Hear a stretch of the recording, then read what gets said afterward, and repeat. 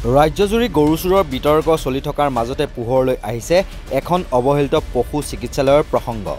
মৰাণৰ খোৱাং হালধিবাৰীত বছৰ বছৰ ধৰি অৱহেলিত হৈ পৰি আছে এখন পশু চিকিৎসালয়, যাৰ ফলত পশু চিকিৎসাৰ বাবে হাহাকাৰ কৰিবলগীয়া হৈছে গ্ৰামাঞ্চলৰ দৰিদ্ৰ কৃষক ৰাইজে।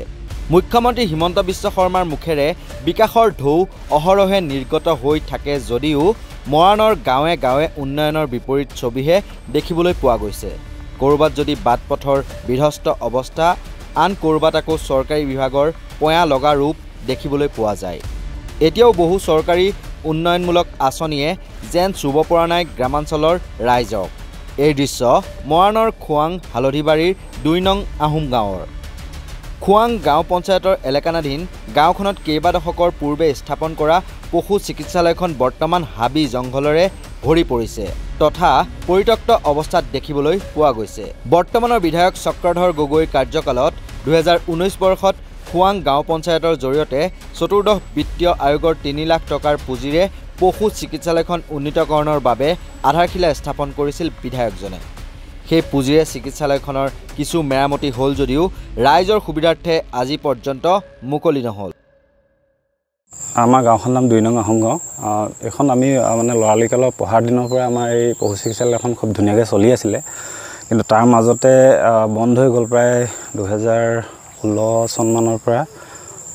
মানে তাৰ পিছলৈকে বন্ধই হৈ আছিলে এখন। তাৰপিছত ২০১৯ চনত এখন মেৰামতি কৰিলে।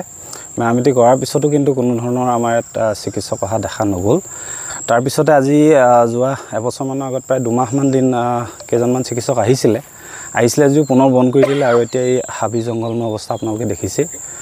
আৰু এতিয়া আমাৰ মানে ধৰি লওক বানপানীৰ সময়ত আমাৰ গৰু ছাগলীৰ যথেষ্ট অসুবিধা হয়, আৰু আমাৰ একেবাৰে ওচৰৰ যিখন চিকিৎসালয় আমি খোৱাং পশু চিকিৎসালয়লৈ নিবলগীয়া হয়, কমচে কম ৫ৰ পৰা ৮ কিলোমিটাৰ আপোনাৰ দূৰত্ব। গতিকে আমাৰ ৰাইজৰ বহুত দিগদাৰ হয়, আৰু আমি চৰকাৰক আপোনালোকৰ যোগেদি এইটোৱে অনুৰোধ জনাইছোঁ যাতে অনতিপলমে মানে আমাৰ ইয়াত এজন ভাল চিকিৎসকৰ ব্যৱস্থা কৰি দিয়ে।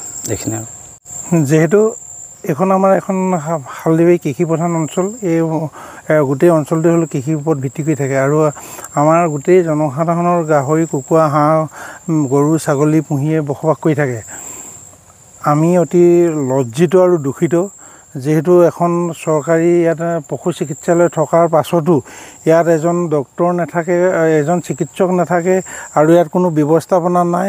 সম্পূৰ্ণ আপোনালোকে আজি আহি দেখিছে যে ইয়াত হাবি জংঘলে পৰিপূৰ্ণ হৈ আছে। নিশ্চয় এই হস্পিটেলৰ বা এইখন পশু চিকিৎসালয়ৰ অধীনত নিশ্চয় কোনোবা দায়িত্বত আছে, কোনোবা ডক্তৰ আছে বা আছে, আমি নাজানো। কিন্তু এই ব্যৱস্থা আমি গৰু, আমাৰ ওচৰত যেতিয়া গাহৰি এটা বেমাৰ হয়, গৰু এটা বেমাৰ হয়, কিন্তু চৰকাৰে ঢেৰ আঁচনি উলিয়াইছে, কিন্তু আমাৰ ইয়াত এই আঁচনিয়ে ঢুকি পোৱা নাই।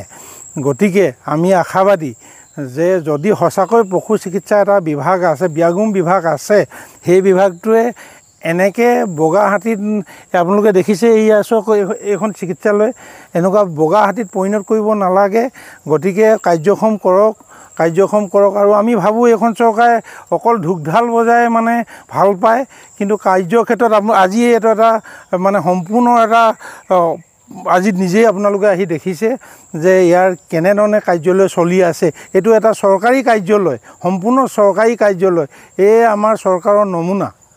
ৰাইজে পশু চিকিৎসালয়ৰ পৰা একো সুবিধা লাভ নকৰিলে, ফলত কৃষি আৰু পশুপালনেৰে জীৱিকা নিৰ্বাহ কৰা বৃহত্তৰ হালধিবাৰী অঞ্চলৰ কৃষক ৰাইজে গৰু, ছাগলী, গাহৰি, হাঁহ, কুকুৰা কিবা ৰোগত যদি আক্ৰান্ত হয় তেতিয়াহ'লে ভীষণ সমস্যাৰ সন্মুখীন হ'বলগীয়া হয়। কিন্তু ৰাইজৰ এই সমস্যাক লৈ উদাসীন পশুপালন বিভাগ অথবা জনপ্ৰতিনিধি। শীঘ্ৰেই এই পশু চিকিৎসালয়খন কাৰ্যক্ষম কৰি পশু চিকিৎসকৰ ব্যৱস্থা কৰিবলৈ স্থানীয় ৰাইজে চৰকাৰৰ প্ৰতি আহ্বান জনাইছে।